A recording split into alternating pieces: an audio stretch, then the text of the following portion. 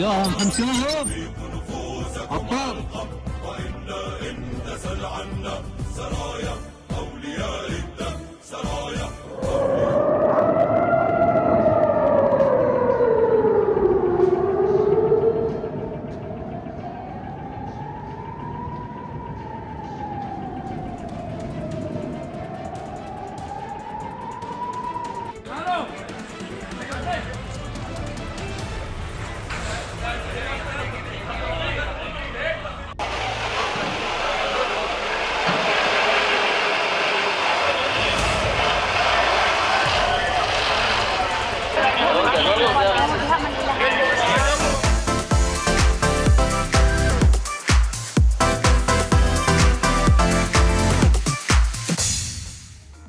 Pemirsa, selamat pagi. Apa kabar Anda hari ini? Anda kembali menyaksikan program kesayangan Anda di Selamat Pagi Indonesia. Hari ini ada saya, Valencia Melvinsi. Dan saya Jason Sambo. Pemirsa, masih terkait dengan topik seputar serangan yang terjadi di Timur Tengah Asia akan menjadi sajian pembuka kami, pemirsa, di mana yang terbaru update-nya ada ledakan besar yang mengguncang wilayah pinggiran selatan kota Beirut, Lebanon pada Rabu waktu setempat. Kita lihat. Yang disertai dengan suara ledakan beberapa kali secara beruntun. Dan sebelumnya tentara Israel memerintahkan penduduk di sejumlah bangunan yang ada di lingkungan pinggiran selatan Beirut untuk sesegera mungkin mengamankan diri mereka. Kemudian pasukan IDF dari Israel menyatakan bahwa pasukan dari Divisi ke-91 sedang melakukan operasi di Lebanon Selatan dan dikerahkan ke beberapa lokasi dekat perbatasan yang tujuannya adalah untuk memperkuat pertahanan mereka. Sementara itu ada 30.000 orang Lebanon, warga Lebanon sudah mengungsi dan mencari tempat perlindungan sejak hari Selasa kemarin. Ini juga ramai diperbincangkan di media sosial terkait dengan serangan yang terus terjadi, kemudian konflik antara Israel, Amerika Serikat dengan Iran yang terus memanas. Pemirsa.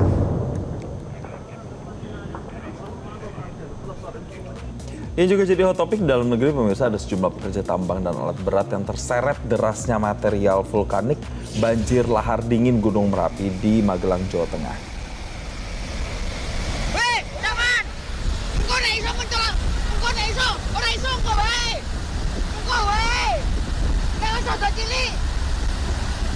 Beginilah pemirsa suasana mencekam yang terekam saat banjir lahar dingin tiba-tiba menerjang aliran sungai Menowo. Ada sejumlah pekerja tambang yang berusaha untuk menyelamatkan diri dengan bertahan di atas alat berat yang mulai hanyut terbawa arus material seperti yang kita lihat di layar kaca, pemirsa.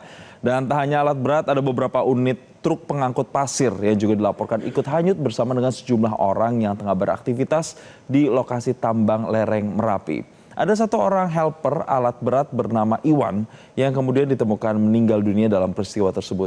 Sementara itu ada 4 orang lainnya yang juga masih dinyatakan hilang dan dalam proses pencarian oleh tim SAR gabungan. Kita akan sama-sama mendengarkan apa yang disampaikan oleh Bupati Magelang, Grengseng Pamuji terkait dengan kasus ini. Sampai hari ini sudah teridentifikasi 1 korban meninggal dan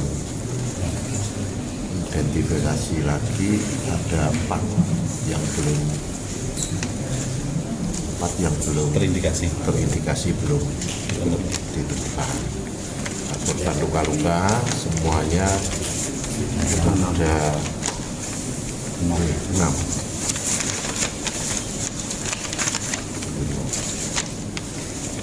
Nah, korban luka-luka 6 yang dirawat di Rumah Sakit Muntilan ada 2. Yang lain sudah bisa pulang. Next, pemirsa, ada lagi yang sedang hot dibicarakan di media sosial. Tahu nggak, Jason? Jadi ada kemarin terjadi sebuah OTT di Bupati Pekalongan, Fadia Arafik. Salah satu yang juga terlibat di dalamnya membantah soal keterlibatannya dalam kasus dugaan korupsi pengadaan barang dan jasa. Betul, jadi inilah visual pada saat Fadia Arafik ini diperiksa di gedung KPK, pemirsa. Dan Fadia ditangkap KPK bersama dengan sejumlah pelaku lainnya dalam satu operasi tangkap tangan. Dan pada saat kita lihat di visual ini, ketika dirinya keluar dari gedung KPK, nampaknya wajahnya memang ditutupi dengan selendang atau kain. Mungkin merasa malu dengan pemeriksaan yang saat ini dijalani. Jadi Bupati Pekalongan Fadia Arafik ini memberikan pernyataan sebelum masuki mobil tahanan KPK bahwa dirinya ini tidak terjaring katanya dalam operasi tangkap tangan terkait dugaan keterlibatan dalam proyek pengadaan barang dan jasa termasuk tenaga alih daya atau outsourcing. Tapi Fadia berdalih tidak pernah ikut campur dalam proses tersebut. Bahkan saat diperiksa penyidik KPK, Fadia menyatakan ia sama sekali tidak memahami hukum dan tata kelola pemerintahan. Karena dulunya ia penyanyi dangdut. Masih ingat kan lagunya? Ciki-ciki bum-bum, alala bum-bum gitu ya. Jadi dia nggak ngerti katanya, itu dalih yang kemudian disampaikan. Waktu OTT bisa bilang nggak ngerti, waktu maju ya kan menjadi pemimpin daerah, lupa gitu, dulu pun nyanyi dangdut. Makanya itu sekarang dijadiin alasan pada saat pemeriksaan. Lalu begitu kita akan sama-sama simak lagi apa pernyataan yang disampaikan Fadia Arafik saat dibawa petugas. OTT saya tidak ada barang apapun yang diambil, dan pada saat penangkapan saya mereka menggerebek ke rumah saya sedang sama Pak Gubernur Jawa Tengah. Jadi saya tidak ada OTT apapun barang status saya demi Allah nggak ada. Ibu bersama Gubernur Jawa Tengah membahas apa Ibu? Nggak membahas izin bahwa saya besok nggak bisa hadir acara MBG gitu. MBG? Bu, Ibu ikut proyek dalam pengadaan PBJ juga Bu ya, perusahaannya Bu? Enggak, saya tidak ikut Pak, itu harus Bu jatuh Bu. Itu bukan punya saya nggak pernah ikut. Itu perusahaan siapa Bu? Itu perusahaan dari keluarga, bukan saya. Itu ya yang tadi disampaikan oleh Bupati Pekalongan. Nah pemirsa, sebelumnya KPK melakukan OTT 7 pada tahun ini yang terjadi di 2 lokasi berbeda. Nah, salah satu yang diamankan adalah Fadia. Ia diamankan di wilayah Semarang bersama dengan 3 orang lainnya, sedangkan 11 orang lain diciduk KPK di wilayah Kabupaten Pekalongan. Jadi KPK menduga ada korupsi soal pengaturan proyek di sejumlah dinas untuk memenangkan vendor tertentu, yang tadi sempat disebut oleh Fadia pada saat ditanya oleh awak media. Selain itu juga terkait dengan dugaan korupsi terkait pengadaan barang dan jasa, termasuk salah satunya adalah pengadaan outsourcing di lingkungan Pemkab Pekalongan. Ini nih yang sering nyolong batik. Next bahas apa Jason? Ini yang pastinya udah mulai macet-macetan. Padahal mungkin lebarannya masih ada sekitar 2 mingguan lagi lah ya. Gitu ya. Nah ini udah macetnya udah terlihat pemirsa. Tapi ini ada antreannya itu truk pemirsa. Yang hendak menyeberang ke Pulau Sumatera melalui Pelabuhan Merak, Kota Cilegon, Banten. Coba kita sama-sama simak seperti apa kondisinya. Nah beginilah pemirsa kondisi lalu lintas dari pintu keluar tol Merak menuju Pelabuhan Merak, Kota Cilegon, Banten yang sudah padat oleh ribuan truk ekspedisi yang membawa berbagai bahan logistik untuk dikirim ke Pulau Sumatera. Saat ini kondisi lalu lintas maupun muatan kapal memang masih didominasi oleh truk-truk besar pemirsa. Dan kondisi gelombang laut yang tinggi membuat penumpukan kendaraan jadinya tak terhindarkan karena mereka harus menunggu waktu yang tepat begitu ya untuk kemudian bisa sampai dengan selamat pada saat nantinya menyeberang.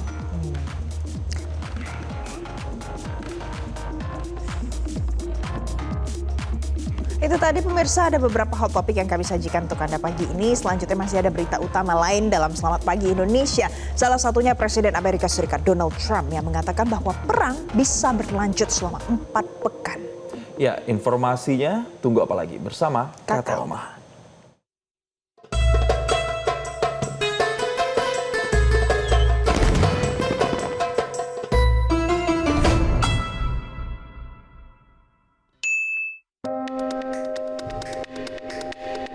Presiden Amerika Serikat Donald Trump mengatakan bahwa perang dapat berlanjut selama 4 pekan.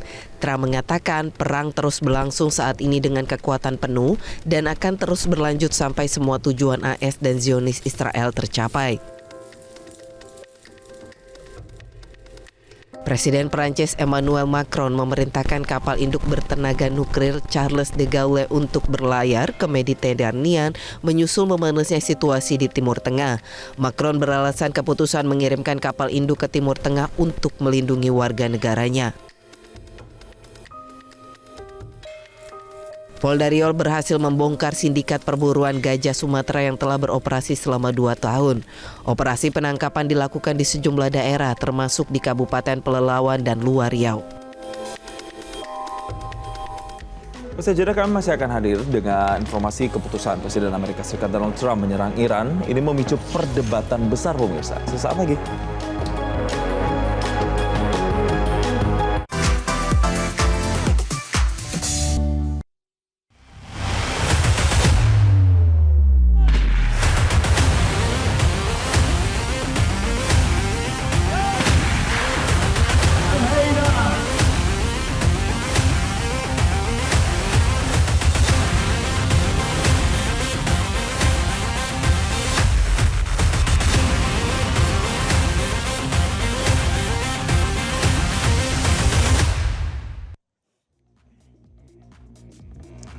Pemirsa, Anda masih bersama kami di Selamat Pagi Indonesia.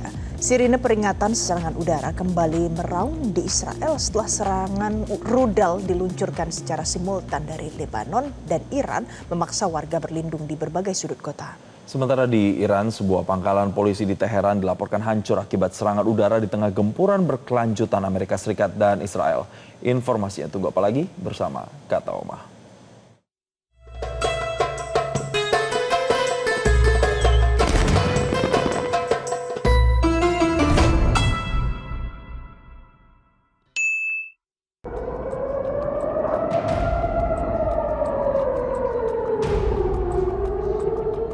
Alarm sirine berbunyi di tengah langit kota-kota termasuk Tel Aviv dan Yerusalem pada Rabu sore saat sistem pertahanan udara Israel mencegat serangan yang masuk. Para penduduk melaporkan terdengar ledakan keras akibat intersepsi di udara oleh sistem pertahanan. Serangan tersebut dilaporkan merupakan bagian dari eskalasi yang lebih luas dalam konflik yang kini memasuki hari kelima di mana Iran secara rutin meluncurkan rudal dan drone ke arah wilayah Israel. Sejak konflik ini memanas, setidaknya 11 orang di Israel tewas akibat serangan yang terus berlangsung.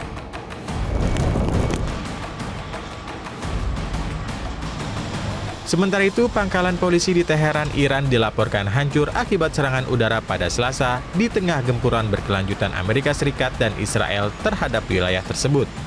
Pangkalan polisi yang menjadi sasaran berada di dekat alun-alun Enghelab atau alun-alun revolusi, kawasan strategis di jantung kota Teheran. Rekaman menunjukkan puing-puing berserakan di jalan, sementara para pekerja berupaya membersihkan sisa-sisa bangunan yang hancur. Sejak Sabtu, beberapa pusat kepolisian dan lokasi militer lainnya di Teheran dilaporkan menjadi target serangan seiring meningkatnya eskalasi konflik antara Amerika Serikat Israel dan Iran. Sementara itu, keputusan Presiden Amerika Serikat Donald Trump menyerang Iran memicu perdebatan besar. Jadi bukan hanya soal resiko perang Timur Tengah saja pemirsa, tapi soal alasan yang dinilai terus berubah. Awalnya Washington menyatakan serangan ini untuk menghentikan program nuklir Iran. Tapi Donald Trump justru mengisyaratkan perang bisa berlangsung lebih lama, bahkan hingga beberapa pekan ke depan. A short time ago, the United States military began major combat operations in Iran. Ketegangan antara Amerika Serikat dan Iran memasuki babak baru setelah serangan militer dilancarkan ke target-target strategis Iran. Presiden Amerika Serikat Donald Trump awalnya menegaskan operasi militer ini bertujuan menghentikan program nuklir Iran. Washington menilai Teheran berupaya mengembangkan senjata nuklir yang dapat mengancam keamanan global. Namun seiring berjalannya waktu, alasan tersebut mulai bergeser. Sejumlah pejabat Amerika menyebut serangan dilakukan untuk mencegah ancaman Iran terhadap kepentingan Amerika dan sekutunya di kawasan. A short time ago, the United States military began major combat operations in Iran. Our objective is to defend the American people by eliminating imminent threats from the Iranian regime, a vicious group of very hard, terrible people.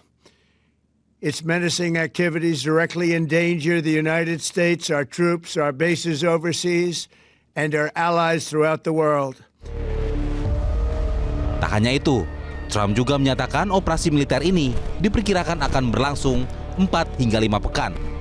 Bahkan tidak menutup kemungkinan berjalan lebih lama. Trump juga mengklaim Amerika memiliki persediaan senjata yang sangat besar untuk mendukung operasi militer berkelanjutan. Over the past 36 hours, the United States and its partners have launched Operation Epic Fury, one of the largest, most complex, most overwhelming military offensives the world has ever seen. Nobody's seen anything like it. Combat operations continue at this time in full force, and they will continue until all of our objectives are achieved. We have very strong objectives.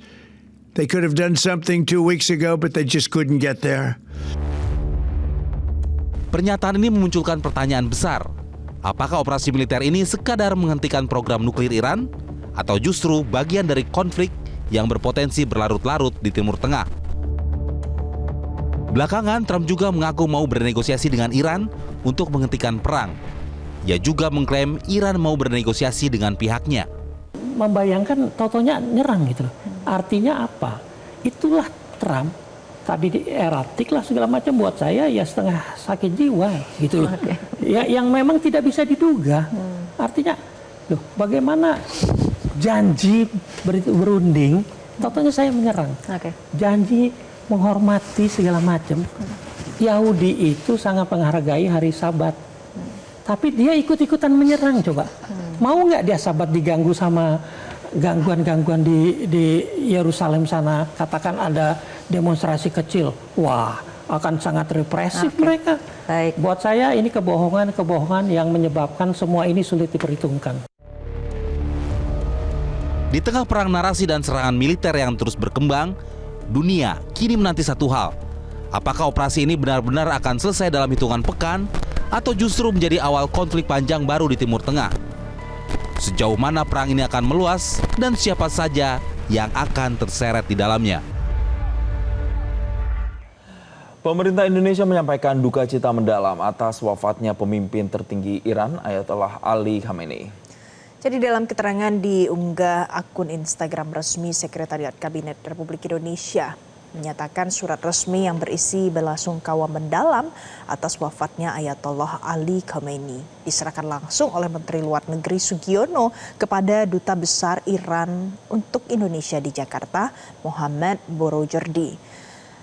Ungkapan duka cita ini disampaikan menjelang pemakaman pemimpin tertinggi Iran tersebut yang direncanakan dalam waktu dekat di Mashhad, kota suci dan kota terbesar kedua di Iran. Sebelumnya pemirsa, Menlu Sugiono mengunggah pertemuannya dengan Duta Besar Iran untuk Indonesia Mohammad Borojerdi di kantor Kemenlu tanggal 4 Maret 2025. Dan dalam pertemuan itu, keduanya mendiskusikan perkembangan situasi terkini di Timur Tengah. Sugiono juga menekankan pentingnya penghormatan terhadap hukum internasional dan juga piagam PBB, serta perlunya upaya deeskalasi melalui diplomasi.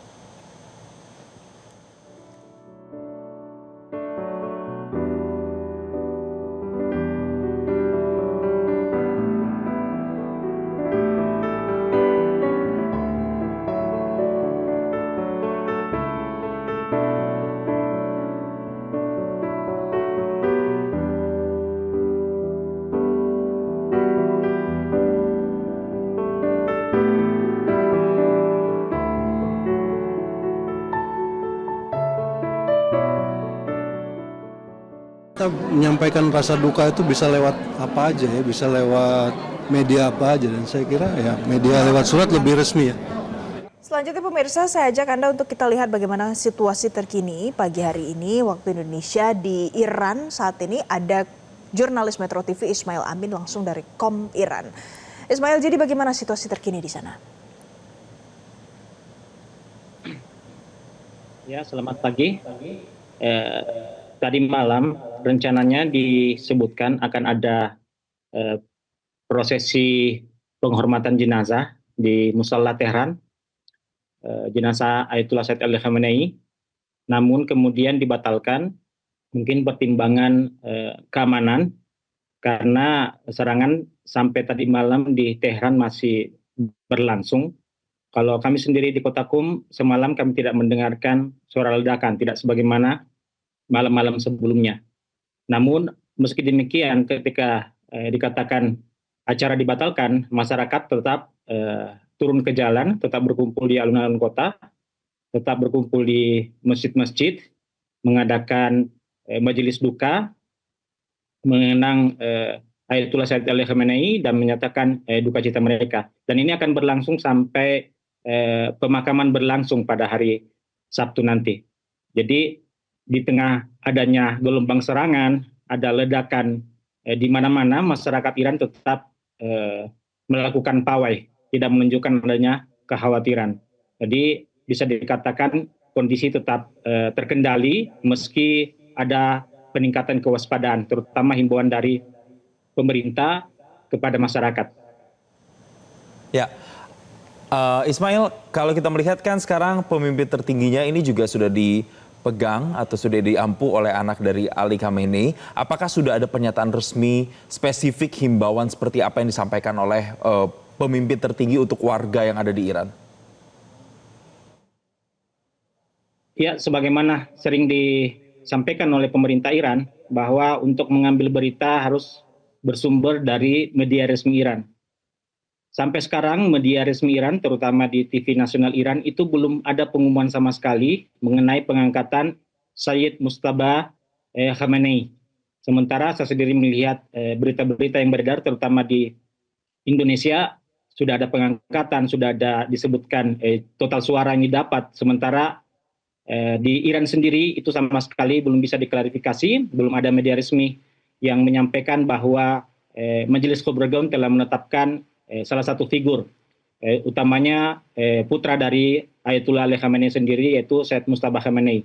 Jadi sampai sekarang belum ada rilisan resmi dari TV nasional Iran, dan selalu dikatakan bahwa selalu kepada masyarakat Iran untuk selalu melihat media resmi saja ketika ingin memperoleh pemberitaan. Baik, nanti akan kami update lagi pemirsa untuk Anda bagaimana situasi terkini di Iran. Terima kasih jurnalis Metro TV Ismail Amin langsung dari KOM Iran. Dan pemirsa, kami masih akan kembali dengan informasi terkait bagaimana ketersediaan stok BBM nasional di tengah eskalasi konflik Timur Tengah. Kami hadirkan ulasannya usai jeda berikut.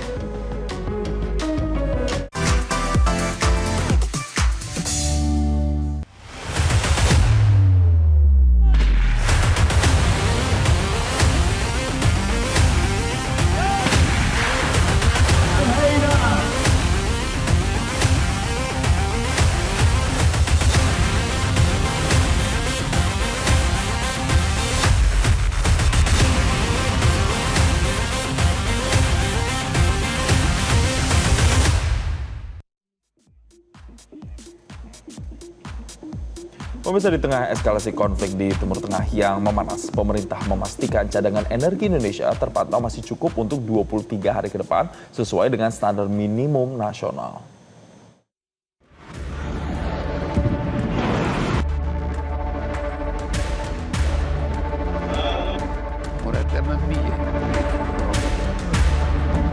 Amerika Serikat dan Zionis Israel mengintensifkan serangannya terhadap Iran setelah pemimpin revolusi Islam Iran Ayatullah Sayyid Ali Khamenei tewas. Presiden Amerika Serikat Donald Trump mengatakan bahwa perang dapat berlanjut selama 4 pekan. Trump menyebut perang terus berlangsung saat ini dengan kekuatan penuh dan akan terus berlanjut sampai semua tujuan AS dan Zionis Israel tercapai. Trump juga sempat menyinggung kematian 3 anggota militer AS. Trump mengklaim AS telah menghancurkan 9 kapal angkatan laut Iran. Ia mendesak Korps Garda Revolusi Islam Iran atau IRGC untuk meletakkan senjatanya. Trump juga mengklaim bahwa agresi terhadap Iran berjalan lebih lancar dari yang direncanakan. We have the strongest and most powerful by far military in the world, and we will easily prevail. We're already substantially ahead of our time projections, but whatever the time is, it's okay. Whatever it takes, we will always, and we have right from the beginning, we projected 4 to 5 weeks, but we have capability to go far longer than that. We'll do it. Whatever somebody said today, they said, oh, well, if the president wants to do it really quickly, after that he'll get bored. I don't get bored. There's nothing boring about this. Sementara itu, Menteri Energi dan Sumber Daya Mineral Bahlil Lahadalia menyebut telah merancang strategi pengamanan energi di tengah memanasnya Perang Timur Tengah. Bahlil pun menegaskan saat ini cadangan energi Indonesia terpantau masih cukup untuk 23 hari ke depan sesuai dengan standar minimum nasional. Pemerintah pun saat ini tengah menyiapkan rencana untuk menambah kapasitas penyimpanan atau storage tambahan untuk cadangan energi nasional. Stok BBM kita, crude, BBM, LPG, itu semua rata-rata di atas standar minimum nasional. Kita tahu bahwa standar minimum nasional adalah 21 hari. Ini semuanya di atas 21 hari. Dan memang secara faktanya ketahanan energi kita, storage kita, itu maksimal di angka 25-26 hari. Nggak lebih dari itu. Makanya sekarang pemerintah lagi sedang berusaha untuk membangun storage yang kapasitasnya bisa sampai dengan 3 bulan. Karena itu standar internasional. Tak hanya itu, pemerintah juga kini menyiapkan strategi menghadapi kenaikan harga minyak dunia yang diprediksi akan terus naik melampaui $70 per barel. Angka ini melebihi asumsi makro APBN tahun 2026. Tim Liputan, Metro TV. Jadi di tengah eskalasi konflik Timur Tengah ini muncul kekhawatiran bagaimana dampaknya terhadap pasokan energi global. Kita akan bahas bersama dengan Anggota Dewan Energi Nasional Satya Widyayuda yang tersambung bersama kami lewat sambungan virtual. Selamat pagi Pak Satya. Pagi Pak Satya. Selamat pagi. Baik. Pak Satya, pemerintah menyatakan stok aman untuk 23 hari ke depan, tapi pertanyaannya angka 23 hari itu sebenarnya masuk ke dalam zona aman untuk masyarakat atau justru sangat rentan? Iya, kalau di dalam standarnya 23 hari itu zona aman. Jadi kita tidak masih bisa menanggulangi apabila ada hal yang di bawah daripada 23 hari masih bisa tertanggulangi hingga sampai dengan 23 hari. Itu yang dimaksud oleh Pak Menteri SDM ya. Jadi kita ikuti saja karena itu adalah kekuatan kita di dalam cadangan dalam situasi yang normal sekarang pada hitungan sampai dengan 23 hari tersebut. Pak Satya, tapi yang juga menarik dikatakan oleh Menteri Bahlil bahwa saat ini itu bukan karena pasokannya yang kemudian kurang. Sebenarnya cukup, tapi storage-nya permasalahannya. Jadi di situasi seperti ini, langkah paling strategis yang bisa diambil apa Pak? Apakah memang fokus untuk pembangunan storage-nya atau apa Pak Satya? Jadi begini, kalau storage yang tadi dimaksud dengan oleh Pak Menteri SDM 3 bulan, itu tentunya akan jauh lebih baik ya. Dengan demikian kita mempunyai cadangan yang bisa sampai dengan 3 bulan. Namun demikian ini akan ada satu proses di mana pemerintah sudah mulai mencoba untuk bisa menambah daripada volume storage tersebut hingga sampai dengan 3 bulan. Yang terjadi sekarang, ya terjadi hari ini dan sudah bertahun-tahun, kita mempunyai cadangannya ya 23 hari dan kita tidak mengalami masalah dengan itu. Kalau dibilang lebih lama lebih baik, ya tentunya pasti akan lebih baik. Belum lagi nanti ada namanya cadangan penyangga energi, ya. Karena di dalam Dewan Energi Nasional kita sudah menggodok dan sudah keluar perpresnya tahun 2024 kemarin adanya cadangan penyangga energi yang itu hanya akan digunakan apabila kita betul-betul sudah dalam posisi kondisi krisis dan darurat. Begitu bunyi perpresnya. Jadi itu akan jauh lebih baik lagi gitu. Dan sehingga nanti ada pentahapan kita mempunyai cadangan yang lebih besar, ya cadangan operasional kita plus dengan cadangan penyangga energi. Jadi 23 hari sebenarnya masuk ke dalam zona aman dan kita juga masih punya cadangan penyangga energi. Tapi Pak Satya yang bermasalah ini jadi kan... begini, cadangan penyangga energi belum kita punyai hari ini. Ini di dalam Perpres itu memberikan instruksi gitu bahwa kita harus mempunyai cadangan penyangga energi di kemudian hari. Itu prosesnya tentunya memakan waktu ya, tidak bisa dalam 1-2 tahun tentunya akan cukup memakan waktu karena cadangan penyangga energi itu hitungannya 31 hari impor. Jadi volume impor kita berapa dikalikan dengan 31 hari kira-kira volumenya segitu gedenya. Nah ini tentunya perlu pembangunan fisik yang memakan waktu, tetapi itulah strategi pemerintah ya di dalam rangka untuk mempunyai buffer di dalam cadangan energi kita. Jadi cadangan operasional, ada cadangan strategis, ditambah lagi dengan cadangan penyangga energi tersebut. Oke, jadi sekarang kita ternyata belum punya. Tapi yang bermasalah sebenarnya adalah pada saat kita bicara minyak yang datang dari logistik yang lewat di Selat Hormuz. Nah, sebenarnya seberapa besar ketergantungan kita, Indonesia, dengan pasokan yang melewati Selat Hormuz itu, Pak Satya? Iya, kalau kita melihat dari total impor kita ya, impor crude kita itu kan sekitar 135 juta barel ya. Nah, yang lewat Selat Hormuz itu sekitar 25,36 atau sekitar 19%. Jadi menurut saya aspek komoditas ini pemerintah ya dalam hal ini dengan Pertamina sudah meminta untuk mengambil dari source lain yang nilai 19% tersebut. Jadi kalau yang dari Afrika tidak ada gangguan, ya Nigeria, Angola, dan begitupun pula yang dari Brasil itu juga tidak ada gangguan. Yang terganggu itu adalah yang dari Saudi Arabia yang melewati daripada Selat Hormuz, dan itu sudah diantisipasi ya, karena tentunya itu B2B, nanti Pertamina akan mencoba untuk mencari kesamaan daripada jenis crude tersebut ya, untuk bisa sesuai dengan kilang yang kita miliki, tapi dari negara lain. Oke, ada upaya untuk mencari solusi dari negara-negara lain untuk penyediaan minyak mentah untuk di Indonesia. Pak, kita lihat harga minyak mentah di dunia itu bahkan sudah melampaui $70 per barel begitu ya Pak ya. Ini yang kemudian ada prediksi bahwa nantinya bisa meningkat terus kalau eskalasi konfliknya itu terus meningkat. Kalau di dalam negeri, sederhananya orang pada takut nanti harga BBM juga ikut naik Pak. Bagaimana kemudian prediksi untuk mengantisipasi adanya penyesuaian harga BBM Pak ketika konflik ini terus berlangsung dan dalam waktu yang mungkin bisa dikatakan cukup lama? Ya, jadi begini. Ada sesuatu yang di luar daripada kendali kita ya, dalam hal ini dari pemerintah Indonesia, yaitu adalah harga minyak, karena itu driven by market Pak, jadi ditentukan oleh mekanisme pasar. Memang kenaikan harga minyak dunia itu tidak hanya dari aspek supply dan demand, tapi juga dari geopolitik. Jadi kalau ada tension dari beberapa negara yang notabene negara-negara tersebut juga penghasil minyak atau infrastruktur minyak melalui daripada negara-negara tersebut, itu pasti akan mengalami penyesuaian harga ya, dikarenakan apa? Dikarenakan tidak terhambatnya suplai daripada minyak itu karena infrastruktur yang terganggu. Di Indonesia kita sudah mempunyai simulasinya. Jadi kalau sekarang beban daripada subsidi kita itu kan sekitar 291 triliun ya, itu subsidi dan kompensasi.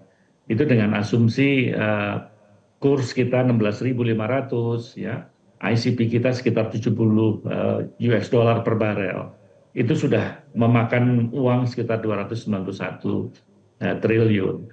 Kalau kita ekstrim gitu, misalkan harga minyak itu sampai 100 US dollar, lantas ICP kita juga kurs kita pun juga bergerak misalkan ke 17.000 gitu. Itu akan ada tambahan lagi sekitar hampir 99 triliun. Jadi bisa dibayangkan 291 tadi ditambah dengan 99 apabila ada pergerakan harga minyak yang tinggi yang di luar daripada kendali kita. Karena situasi ketegangan itu ada beberapa aspek yang terpengaruh, yaitu indikator asumsi makro APBN kita, yaitu ICP dan kurs, itu pasti akan ada satu perubahan-perubahan. Sekarang pertanyaannya adalah apakah itu mempunyai implikasi terhadap harga minyak atau harga BBM yang dijual di Indonesia. Jadi perlu diketahui kalau harga yang non subsidi, jadi yang bukan pertalite begitu, kan hari ini sudah seringkali mengalami penyesuaian sesuai dengan mekanisme harga pasar, walaupun marginnya ditentukan oleh pemerintah, tetapi penyesuaiannya sudah hampir mendekati dengan harga-harga yang bergerak di dalam harga pasar. Namun kalau yang subsidi sampai hari ini, ya, termasuk kemarin pada waktu kita rapat itu dinyatakan bahwa tidak ada perubahan. Jadi masyarakat tidak mengalami dampak daripada bergejolak ini ya, secara langsung karena bensin yang disubsidi tidak ada kenaikan. Oke, jadi bensin yang disubsidi tidak ada kenaikan. Tapi mungkin nanti setelah jeda Pak Satya kita akan bahas lagi karena pasti banyak dari masyarakat yang merasa sedikit khawatir karena sebentar lagi Idul Fitri, takut harga naik, takut ada kebijakan yang berubah. Kita akan tanyakan kepada Pak Satya usai jeda. Pemirsa tetaplah bersama kami.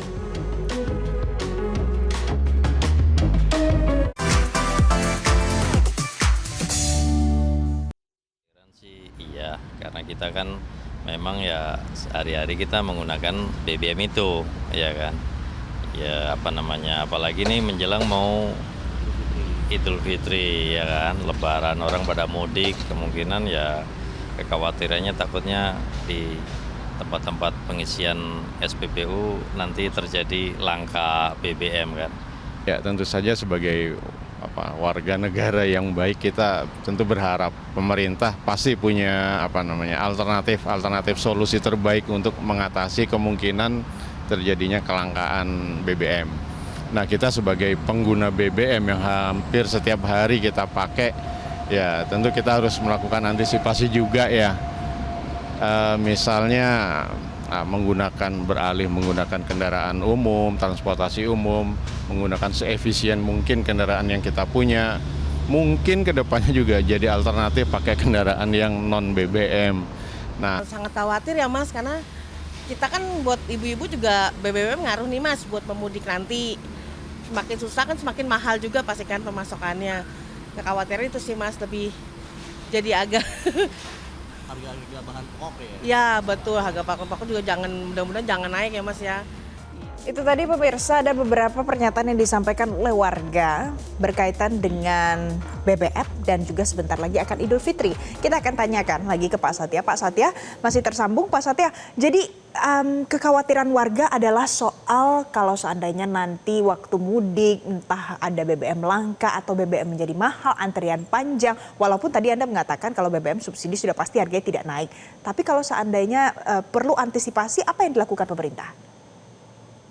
Ya, kalau pemerintah tentunya menjaga ya supaya tidak terjadi hal-hal yang tidak kita inginkan, terutama ada situasi mau mendekati Lebaran ya. Dan itu sudah dihadapi tidak cuma sekali ini kan, sudah berkali-kali. Kami meyakini pasti pemerintah mempunyai tim yang nanti secara sigap mendekati hari-hari H itu pasti melakukan banyak hal untuk menghindari yang dikhawatirkan tadi gitu Pak. Ya walaupun ini bukan tupoksinya Dewan Energi Nasional ya, karena ini lebih kepada Pertamina dan juga Kementerian SDM. Tapi saya melihat apa yang dijalankan oleh Kementerian SDM dan juga Pertamina sudah mengantisipasi dengan baik ya, mengamati dari apa yang terjadi di Timur Tengah dari waktu ke waktu, karena itu pun akan berpengaruh pada beban fiskal kita.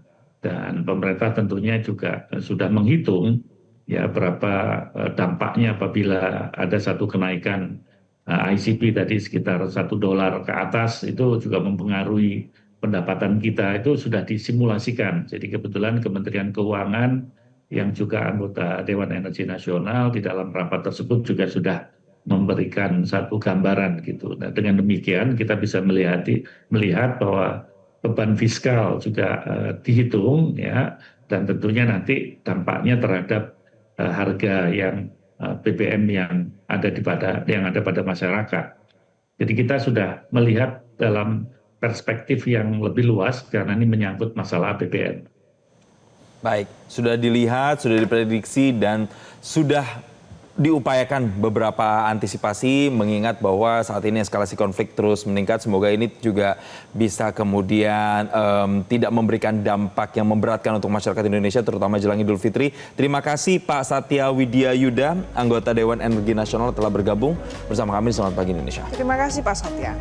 Pemirsa, nanti usai jeda untuk Anda, untuk pertama kalinya dalam sejarah polisi membongkar sindikat perburuan gajah Sumatera di Provinsi Riau. Ulasannya sesaat lagi. Ini punyamu ya. Inilah rekaman video.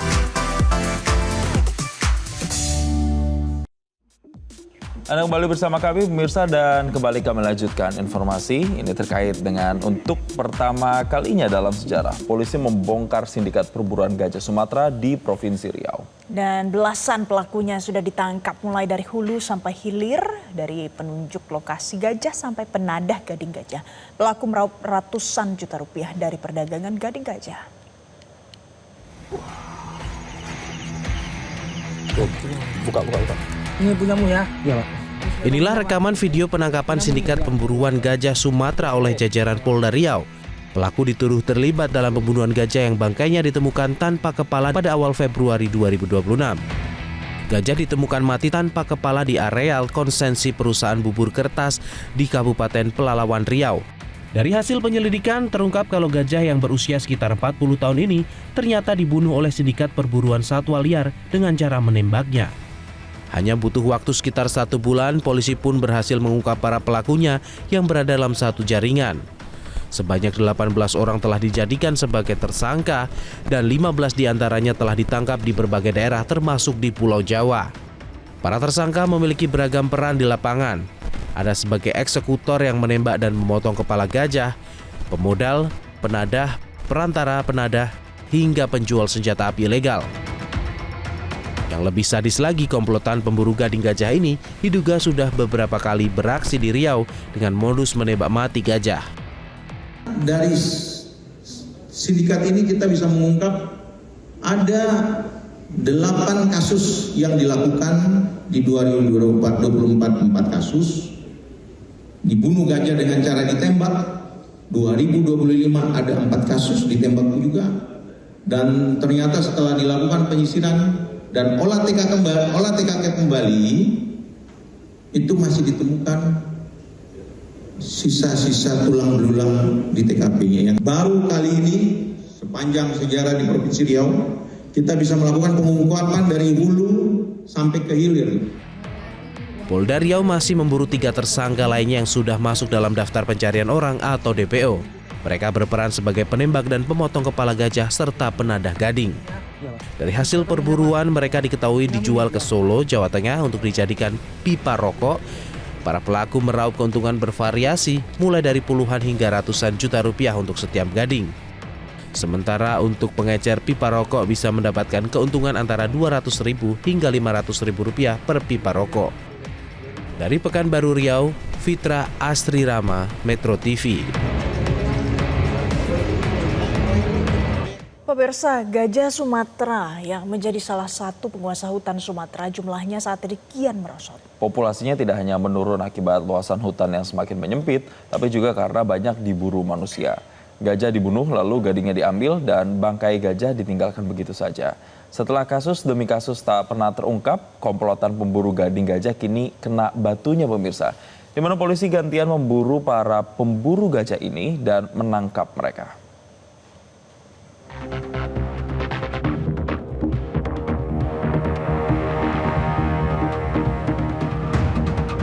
Sudah berkali-kali terjadi kasus penemuan gajah mati di Provinsi Riau. Ada yang terbunuh karena terkena perangkap yang dipasang oleh pemilik lahan kelapa sawit, namun banyak juga gajah yang mati akibat ulah para pemburu. Mereka membunuh hewan berbelalai ini untuk diambil gadingnya. Pada bulan Januari 2024, seekor gajah jinak bernama Rahman yang berusia 46 tahun ditemukan mati akibat diracun di Riau. Gajah ini pertama kali ditemukan oleh pawangnya dalam kondisi gading sebelah kiri telah terpotong. Kemudian pada awal Februari 2026, seekor gajah kembali ditemukan mati tanpa kepala di Kabupaten Pelalawan, Riau. Gajah ini mati diduga akibat ditembak karena petugas menemukan proyektil peluru di bagian leher bangkai gajah. Proyektil itu letaknya di tengkorak gajah. Tengkorak itu masih menyatu dengan lehernya. Yang hilang hanya bagian depan, mulai dari dahi, mata, dan hidung. Hidung itu belalai ya. Nah, itu yang hilang. Kasus terbaru kembali terjadi akhir Februari 2026. Seekor anak gajah jantan berusia sekitar 5 tahun ditemukan mati di dalam kawasan hutan Taman Nasional Teso Nilo Riau. Ada jeratan di salah satu kaki gajah yang diduga berasal dari ranjau yang dipasang perambah hutan. Jerat-jerat yang sengaja dipasang itu untuk hewan-hewan yang mengganggu tanaman-tanaman atau kebun-kebun yang ada, seperti babi hutan dan sebagainya. Dan itu terinjak oleh gajah, ya. Tidak ada data pasti berapa banyak populasi gajah Sumatera yang kini masih tersisa. Sebuah data menyebut jumlahnya diperkirakan sekitar 4.000 ekor pada awal tahun 90-an. Namun kini jumlahnya diperkirakan tak sampai 2.000 ekor saja. Salah satu penyebabnya akibat maraknya perburuan gading gajah. Dengan tertangkapnya belasan anggota sindikat pemburu gading gajah oleh Polda Riau, harapan baru pun kini datang. Pelaku-pelaku lain tentu akan berpikir panjang kalau mereka masih nekat memburu gading gajah-gajah liar yang hidup bebas di hutan Pulau Sumatera. Gantian, mereka yang akan diburu untuk dijebloskan ke dalam penjara. Tim Liputan, Metro TV. Dan pemirsa, untuk membahas bagaimana langkah selanjutnya dari kepolisian dalam memberantas sindikat pemburu gajah Sumatera, kita bergabung bersama dengan AKBP Nasruddin, Kasubdit 4 Polda Riau. Selamat pagi, Pak Nasruddin. Selamat pagi Mas. Ya, dari kasus ini kita tahu bahwa sudah ada 15 orang yang ditangkap dan ini masuk dalam sindikat Pak Nasruddin. Jadi mereka ini sudah bergerak berapa lama? Terus kemudian bagaimana proses pengungkapannya sampai mereka ini bisa ditangkap?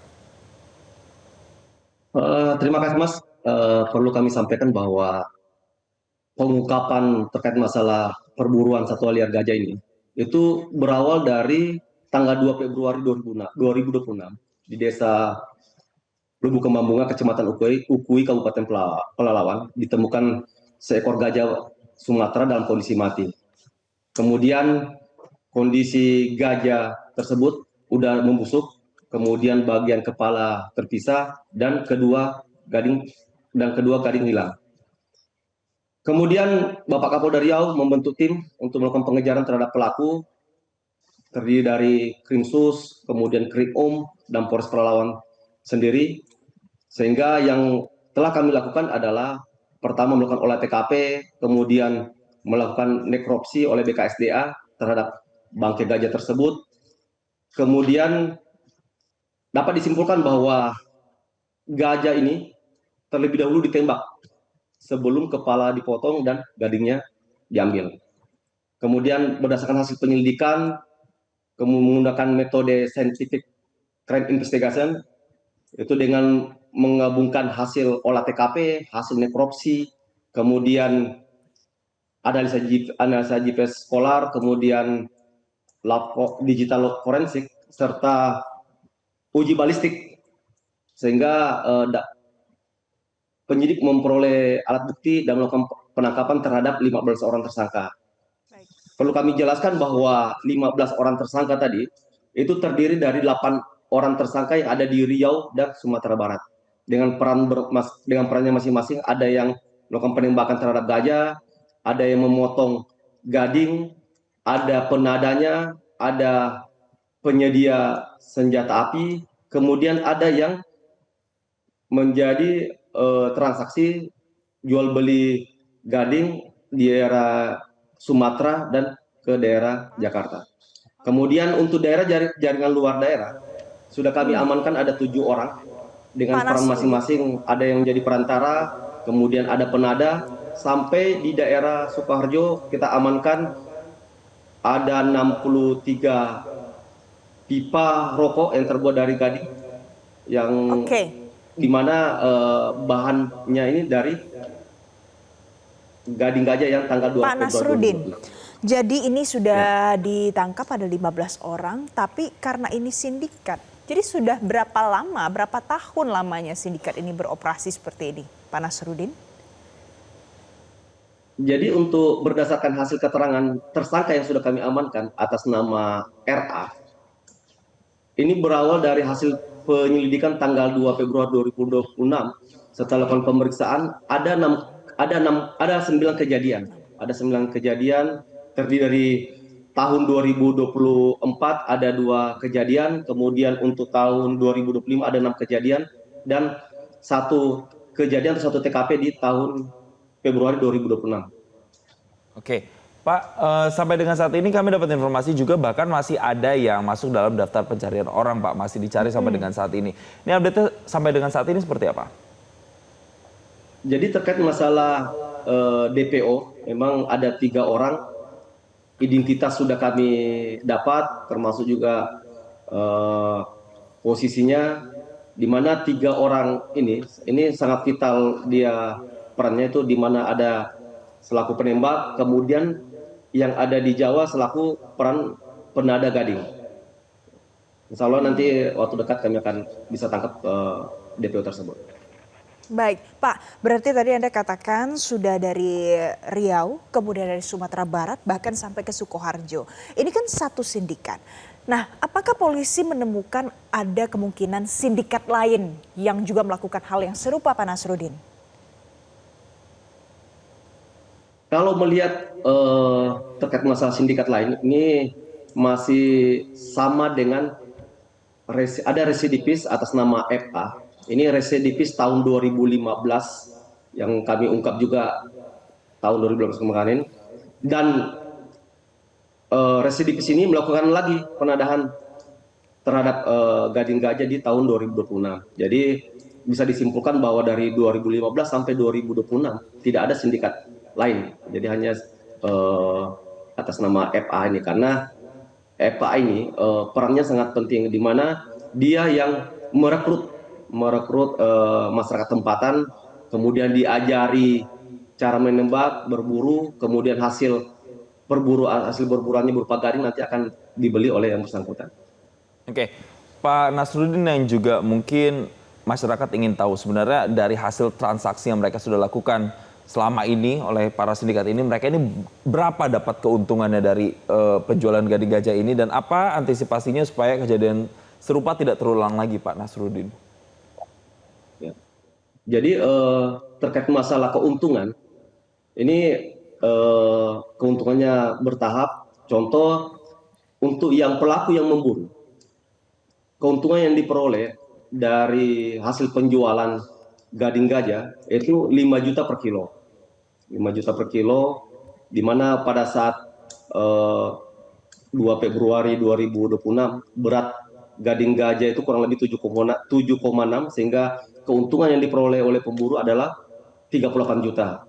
Kemudian gading tersebut dijual kepada saudara FA, di mana saudara FA kemudian menjual kepada penada yang di Sumatera Barat itu seharga 10 juta per kilo. 10 juta per kilo, sehingga bisa dihitung keuntungan yang diperoleh kemarin oleh pelaku FA itu ada 76 juta. Kemudian dari saudara AH yang membeli gading gajah dari saudara FA itu kemudian dijual kepada saudara FA yang ada di Surabaya dengan harga 13.500.000 per kilo.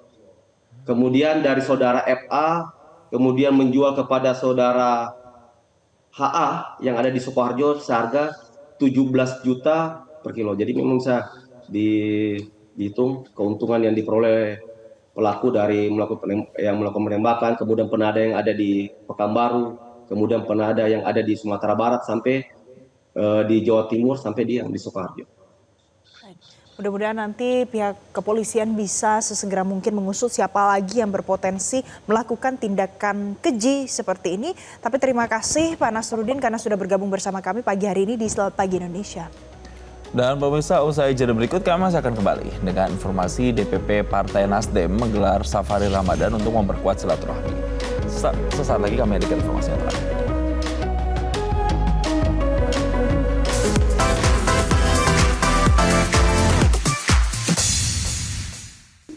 Pemirsa, masih bersama kami di Selamat Pagi Indonesia. Safari Ramadan DPP Partai Nasdem untuk memperkuat silaturahmi, meneguhkan perubahan, serta membawa kemaslahatan bagi masyarakat berlanjut ke daerah istimewa Yogyakarta. Pemirsa, dipimpin Wakil Ketua Umum Saan Mustafa, bakti sosial digelar bersama dengan Dewan Pimpinan Wilayah Nasdem Yogyakarta. Sebelum buka puasa, Partai Nasdem memberikan santunan kepada 150 anak yatim piatu, penghafal Al-Quran, serta duafa dari pesantren Al-Mar'atus Solihah dan pondok pesantren Panti Asuhan Bima Bakti Al-Mujib. Kegiatan ini menjadi komitmen nyata Partai Nasdem untuk membawa kemaslahatan serta kebermanfaatan bagi masyarakat, terlebih di bulan suci Ramadan.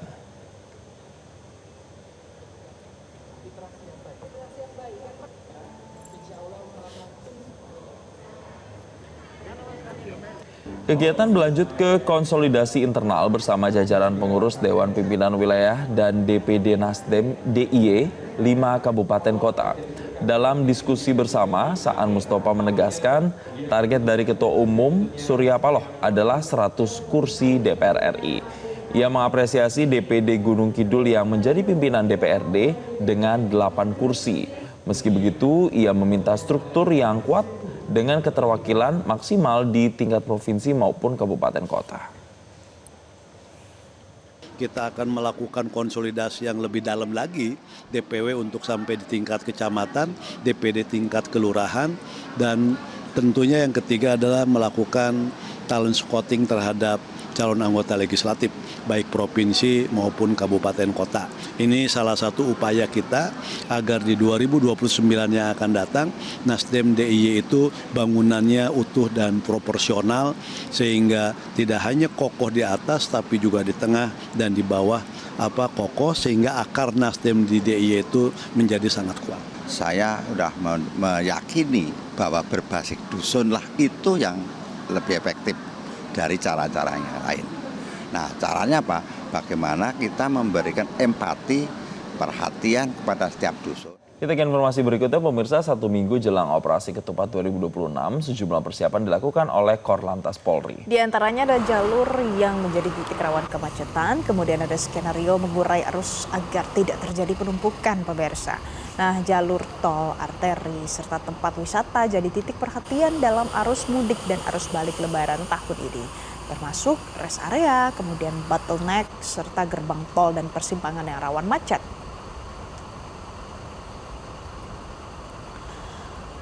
Dalam audiensi yang dilakukan bersama Metro TV, Kakor Lantas Polri Irjen Pol Agus Suryo Nugroho menguraikan sejumlah skenario yang sudah disiapkan dalam menghadapi arus mudik dan balik tahun ini.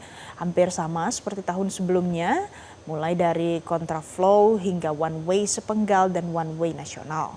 Kakor Lantas juga berpesan agar masyarakat yang akan melakukan perjalanan memperhitungkan jarak dan waktu tempuh, terutama jelang berbuka puasa, karena waktu ini menjadi waktu rawan kemacetan baik di rest area maupun sepanjang jalur tol oleh kendaraan yang menepi untuk berbuka puasa.